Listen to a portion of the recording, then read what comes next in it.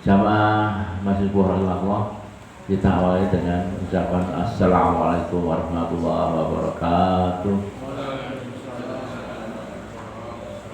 Hamdan syukurillah salatan kamilatan salim salaman taman wa ala alihi washabihi wa man wala. La haula wala quwwata illa billahil azim. Pada pagi hari ini mengisi kegiatan kajian Sabtu subuh, saya menyampaikan judul Rabu Syani adalah musim semi. Nah, ini banyak yang belum paham namanya, perlu saya sampaikan. Jadi memang kalau tidak ada aspirasi dari jamaah, saya menulis buku jurnal khotbah Jumat semester 2. Semester 1 sudah selesai, semester 2 ini yang terjadi hari besar Islam di bulan itu yang kita sampaikan.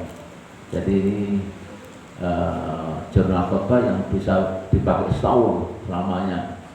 Mungkin apa di Ramadan, Dzulqa'dah atau Hijjah, terus kita akan bahas itu sampai betul-betul penuh dengan tahun Hijriah, itu 12 bulan itu sudah kita kupas tuntas ya, kedalamannya.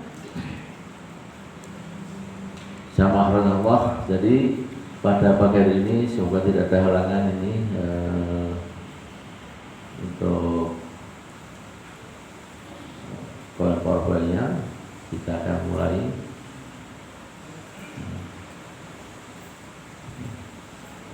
Belum keluar ya.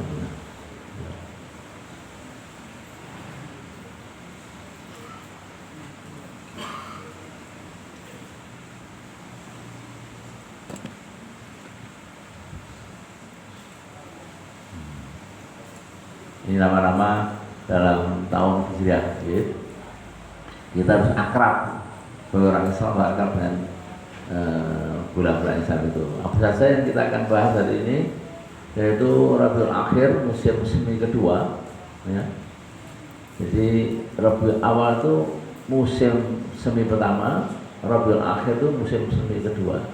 Nanti kita terangkan 2 bulan musim semi, rumput, tanaman, dan buah tumbuh ya. Jamaah online sudah melihat layarnya ya, surat Al-Asr ya, pengusiran Bani Nadir Yahudi itu di bulan ini ya. Kemudian Bani Al-Kharij yang kafir ini masuk Islam ya, berkat rujukan dari panglima perangnya Nabi Muhammad, Khalid bin Walid ya, yang terkenal dulu. Kemudian perangnya Nabi untuk membela diri ya. Dan yang terakhir Nabi pelindung semua golongan manusia. Ini yang belum dipahami oleh kaum yang lain, manusia lainnya. Dikira Nabi itu 12 Rabiul Awal. Nah ini kok ya.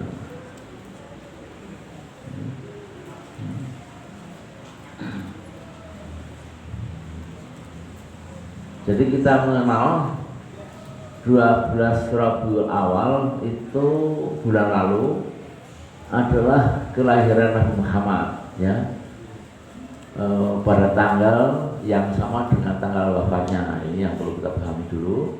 Kemudian Rabi artinya musim semi, tanaman, rumput, buah, dan hanya terjadi 2 bulan di negeri Arab itu ya, negeri Arab.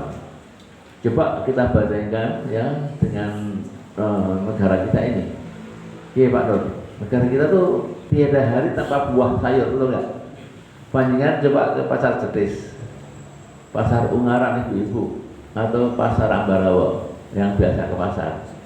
Coba perhatikan buah apa saja ada ya, bumul yang suka masak. Mau cari buah apa saja di Indonesia. Durian nggak ada mana musim sekarang, bukan? Durian, mangga, semua dengan teknologi bisa dihasilkan di Indonesia ini. Nah, Tapi coba di Arab itu hanya 2 bulan Pak. Hanya bulannya lalu dan bulan hari ini tuh mekar tuh ya. Tapi setelah nanti jam di awal bulan depan itu sudah nggak ada lagi, sudah musim panas lagi gitu. Jadi Allah membagi bulan seperti itu kita nggak paham ya ilmu ini ya. Tapi yang jelas bahwa di Arab itu kalau aslinya buah tanaman rumput datang tuh hanya di bulan Rabiul Awal dan Rabiul Akhir. Itu ya, sesuatu yang aneh tapi nyata gitu ya. Lalu kalau kita jamaah haji bukan di Rabiul Awal dan Rabiul Akhir, kok banyak buah? Itu dari Indonesia impor, mereka impor ya, impor segala macam buah dari dunia itu didatangkan ke Arab itu di bulan haji ya, dan macam-macam tidak ada. Tapi aslinya cuma 2 bulan itu. Nah, kurma saja, nggak ada lain ya. Lalu nikmat mana lagi yang kita ingkari ya? Ya.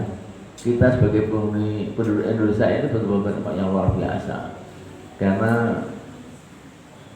hari ini kita butuh makan rujak yang model apa ada, ya, ya. Buah yang kayak apa ada semuanya gitu. Ya. Ini Indonesia itu dianggap surga dunia betul ya. Karena semua buah sayur ada. Ibu mau masak apa ada, ya. Maka di sini banyak orang jual pecel gado-gado, rujak. Di Arab sana nggak ada orang jual pecel, jual gado-gado nggak ada. Ya orang makanan pokok. Sana banyak roti ya, makan roti aja. Ya, ya kita lanjutkan. Ini nggak banyak nih. Nah, di bulan ini juga Bani Nadir, orang Yahudi, kelompok Yahudi, ini sudah berencana akan membunuh Nabi. Gimana caranya? Dulu zaman Nabi Yakub dibunuh, Nabi Yakaria dibunuh, Yahya dibunuh, hampir semua Eliasa Nabi itu juga dibunuh. Itu oleh Bani Israel. Nah, Bani Israel yang ada di Madinah, namanya Bani Nadir, ini akan merencanakan membunuh Nabi, mencari peluang ya yang tepat untuk membunuh Nabi. Apa yang terjadi? Ya. Ternyata tidak mampu membunuh Nabi ya, sehingga gelagat Bani Nadir Yahudi ini akan membunuh ini sudah dilihat oleh para sahabat, para jamaah sekalian juga.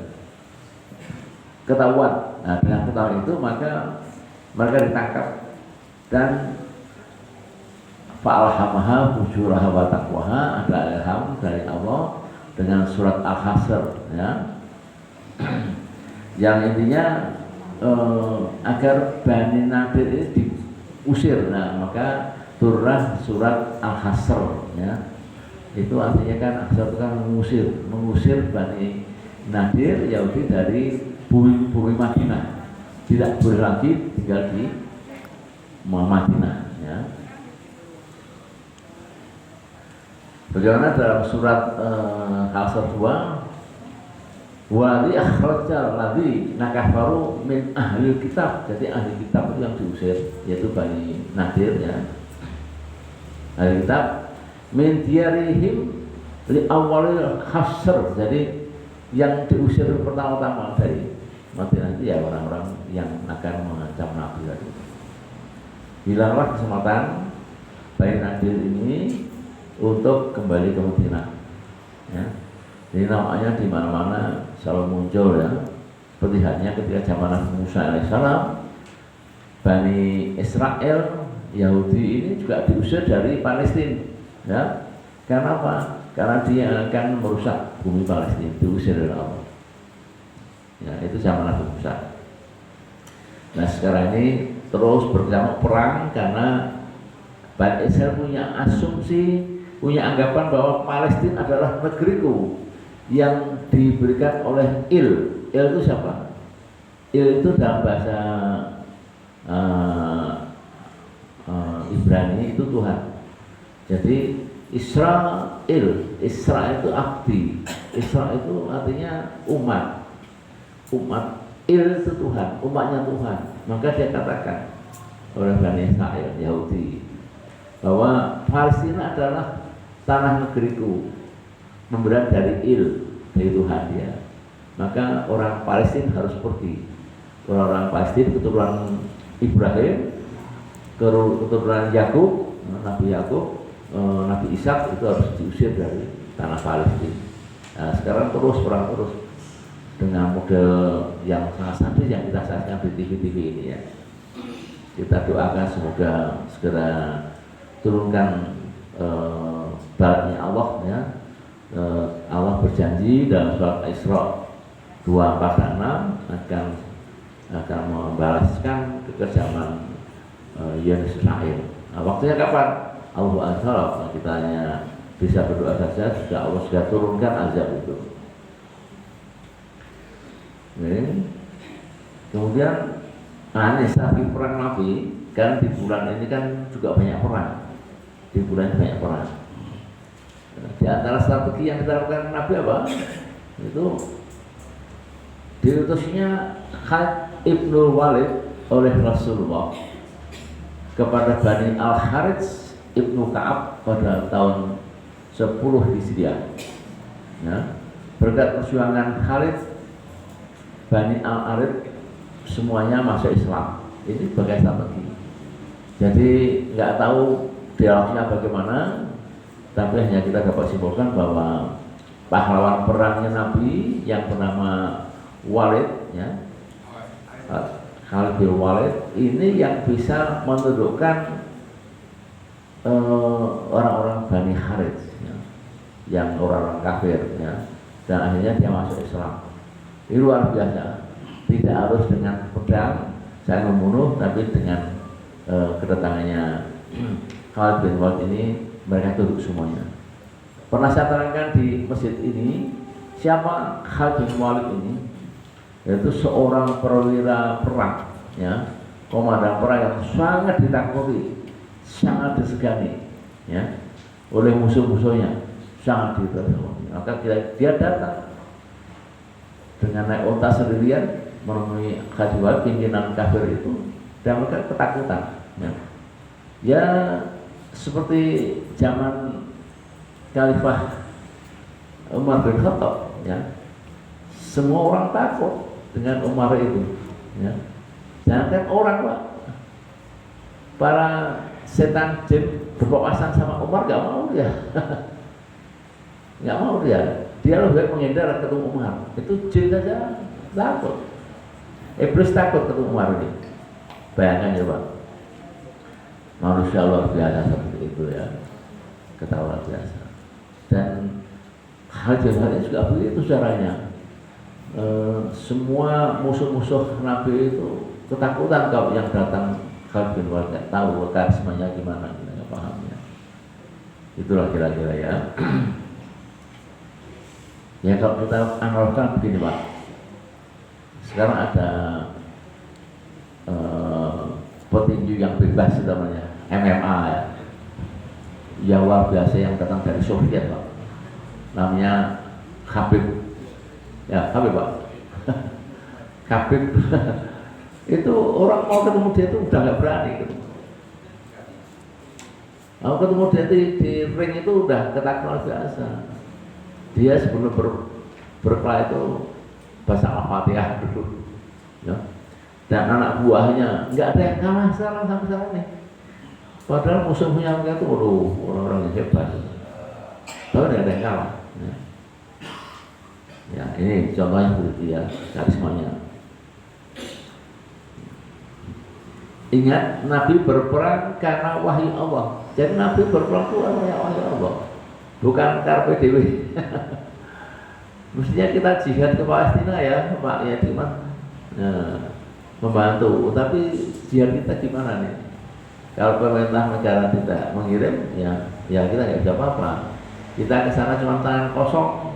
Ya musuhnya AK-46 semua, senjata otomatis semuanya itu ya. Itulah ya. Jadi dalam batasan membela diri ya. Nah, dalam batasan membela diri. Ya. Jadi saksi Nabi Muhammad itu dalam perang adalah merayu, jangan sampai terjadi perang bunuh-bunuhan ya. Kalau bisa rembukan yang apa itu. Kalau nggak bisa terpaksa ya sudah perang, tapi dalam rangka membela diri itu perintah Allah begitu ya.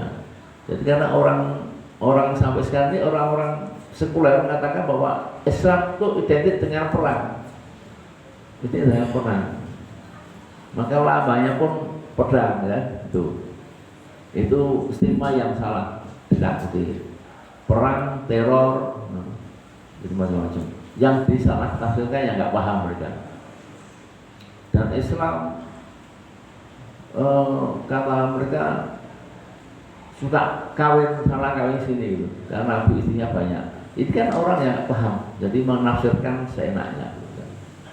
Kita perang kata Allah adalah kita membela diri, gitu. Bukan memerangi, tapi kita diperangi memang kita memerangi.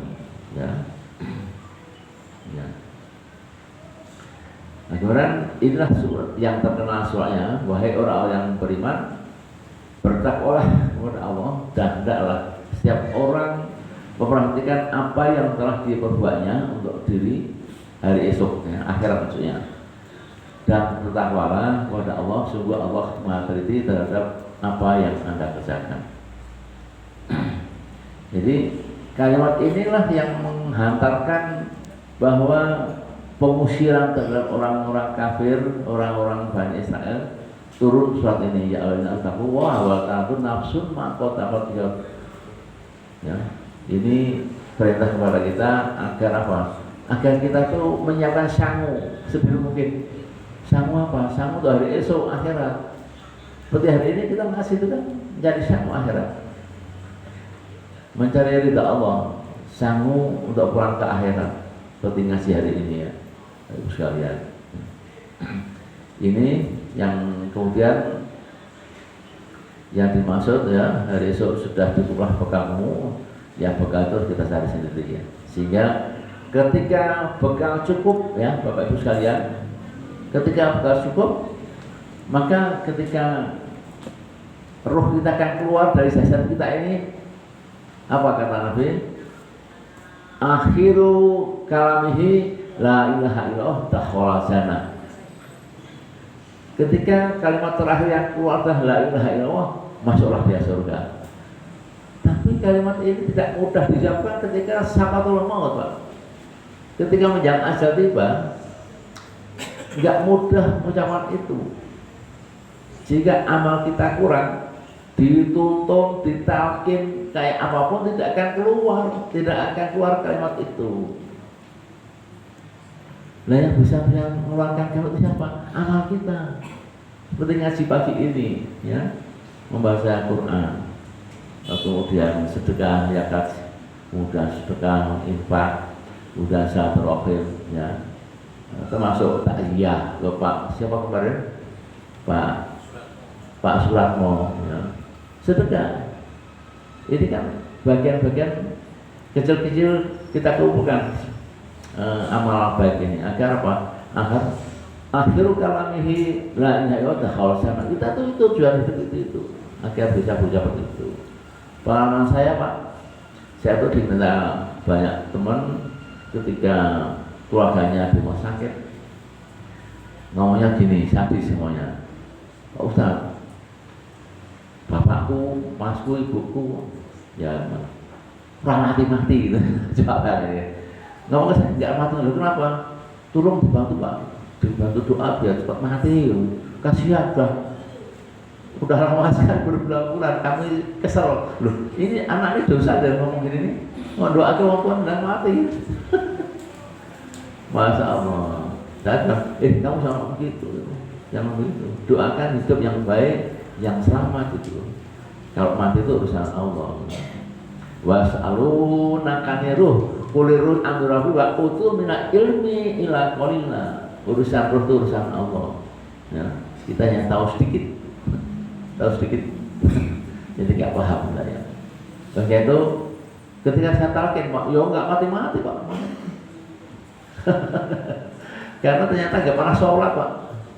Bapaknya nggak pernah sholat. Tak tanya anaknya, nggak pernah sholat Pak. Ngasih abangnya banyak, baca Quran nggak iso Pak. Nah itu sedih ya. Kita di umur tua ini marilah kita tinggalkan amal kita, Quran pagi sore dibaca, ya, sedekah perlu kita bukan ya. Kemudian silaturahim, berbaik dengan orang lain, beramal soleh, agar kita bisa menjadi orang yang diharapkan akan bisa mengakhiri ketika meninggal ruhnya akan berpisah itu bisa berucap la ilaha illallah, Allahu Akbar ya. Semoga apa yang sampaikan di ini bermanfaat untuk Bapak Ibu sekalian, baik yang online dan offline. Memang saya agak buru-buru karena saya setelah ini harus dinas kepala kota untuk menjalankan tugas saya sebagai asesor dari pemerintah daerah. Demikian akhir kalam. Assalamualaikum warahmatullahi wabarakatuh.